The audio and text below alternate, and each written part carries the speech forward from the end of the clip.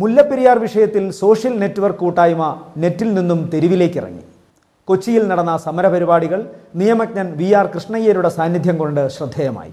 മുല്ലപ്പെരിയാറിൽ ജനങ്ങളുടെ ആശങ്കയ്ക്ക് പരിഹാരം കാണുന്നതിൽ ഇനിയും അലംഭാവം പാടില്ലെന്ന് ജസ്റ്റിസ് വി.ആർ. കൃഷ്ണയ്യർ.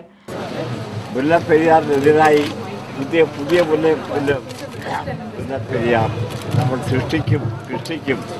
അത് നമ്മൾ എല്ലാവരെയും രക്ഷിക്കാൻ വേണ്ടിയാണ്, ജീവൻ നൽകാൻ വേണ്ടിയാണ്. ഇതിൽ എല്ലാവരും നമ്മൾ യോജിച്ച് മുന്നോട്ട് പോകാം. നമുക്ക് ഭയപ്പെടേണ്ടതില്ല. നമ്മൾ വിജയിക്കും. ധീരതയോടുകൂടെ നമുക്ക് മുന്നോട്ട് പോകണം.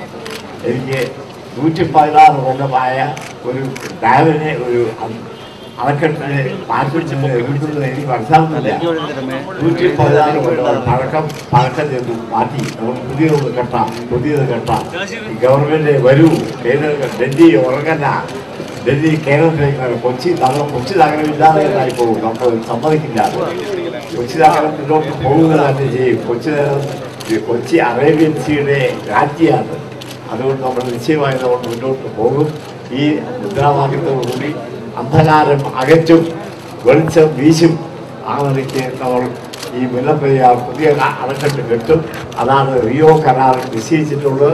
ആ കരാർ പ്രകാരം നമ്മൾ വിജയിക്കും എന്ന് പറഞ്ഞുകൊണ്ട് ഞാൻ നിങ്ങളൊന്ന് വിടവാങ്ങുകയാണ്. നമസ്കാരം. മുല്ലപ്പെരിയാർ വിഷയത്തിൽ സോഷ്യൽ നെറ്റ്വർക്കുകളായ ഫേസ്ബുക്ക്, ട്വിറ്റർ തുടങ്ങിയ സൈറ്റുകളിലൂടെ ബോധവൽക്കരണം നടത്തുന്നവരുടെ കൊച്ചിയിൽ നടന്ന കൂട്ടായ്മ ഉദ്ഘാടനം ചെയ്ത് സംസാരിക്കുകയായിരുന്നു അദ്ദേഹം.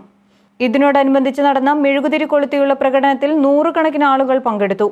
ഒരു നിയമവും മനുഷ്യജീവന് അപ്പുറത്തല്ല. നിയമത്തിന്റെ പേരിൽ ജീവൻ കൊണ്ട് കളിക്കുന്നത് ന്യായീകരിക്കാനാകില്ലെന്നും അദ്ദേഹം കൂട്ടിച്ചേർത്തു.